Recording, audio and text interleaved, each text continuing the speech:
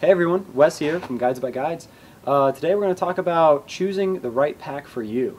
A lot of packs on the market these days with a lot of different features, but really you want to make sure you get a pack that's going to be durable to withstand the elements. You want to get a pack that's going to have all the features that you're going to want in a pack. You're going to want to have the carrying capacity that you need, and you want the pack to be comfortable. So today I'm going to show you what I like about my own pack right here. It's a nice Osprey pack. It's got a brain on the top here where you can put things important like a first aid kit that you might need on the trail, a headlamp, maybe a snack or two, things that you want to have accessible and not packed away into the main compartment, which that's what is here. One thing I like about this pack is that it's simple. Okay, it's pretty much just one giant main compartment with both top access and bottom access that'll zip up, so you can put your sleeping bag and things that you might need separate from the main compartment in the bottom. Yet you're not having a whole bunch of zippers, a whole bunch of exterior pockets, adding on to a lot of weight in the pack as well. Another thing about this pack that I like are the mesh pockets on the sides here.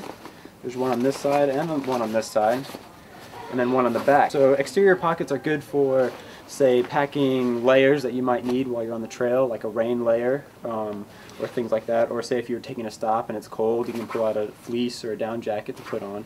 And so it's nice, it's bright and accessible from the exterior pockets. And then obviously putting water bottles on these side pockets here are it's a very good feature. Speaking of water, let's talk about bladder compartments. This one has an interior bladder compartment. You can see here. You can stick a water bladder in there, and you'll notice that the hose is coming out the side of the pack, and it just straps right onto little elastic bands on the shoulder straps. And so that's a good way to have water on the trail. If you're not wanting to reach behind you to grab water bottles, you can just grab something that's right here, take a swig, and put it right on back. So that's also another good feature that I like about it.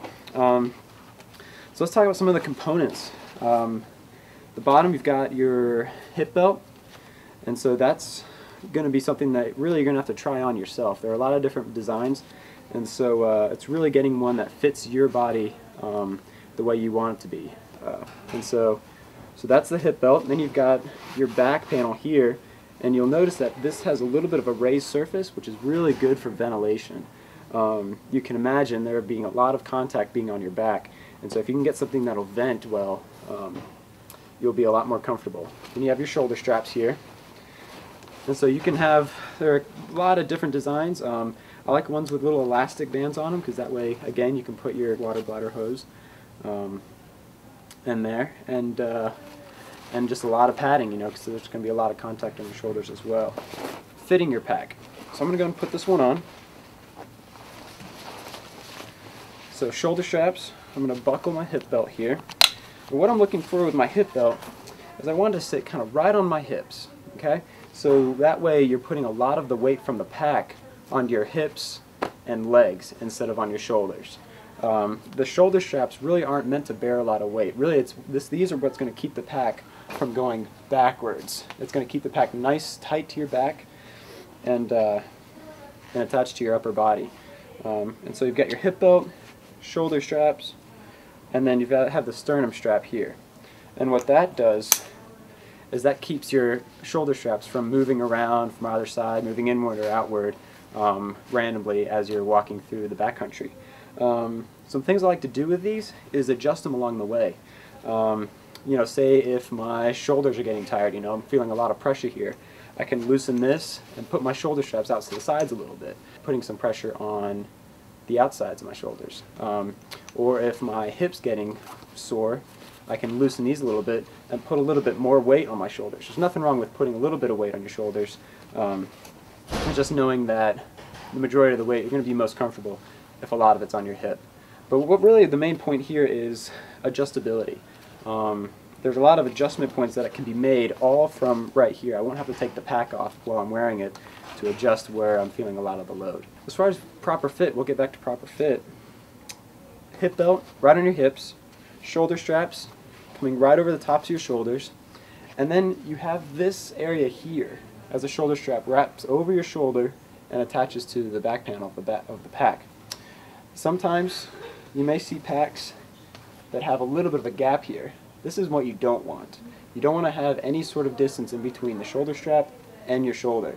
And so if that's the case, you have these adjustable straps here, loosen those a little bit, that'll bring that back down so you get a nice form fit there. So that way you're really distributing a lot of the weight around your body. So that's the goal there.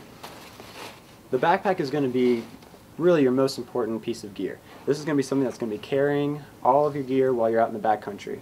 And so making sure that you get the pack that fits you best is important.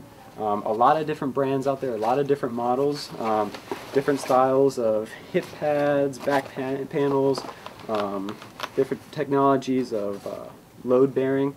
And so really, it's really worth going into your local outfitter, trying on packs, putting some weight into them, and you're not trying it on to see if it looks good, even though style points do count. You're trying it on to see if it's going to be carrying weight on your body the best way possible. And so that's why I like this one. So be sure to watch our other videos on packing your pack, distributing the weight inside the pack so that way it's the most comfortable while you're on the trail. And come see us again for any other instructional videos on the outdoors that you may need. So thanks for watching.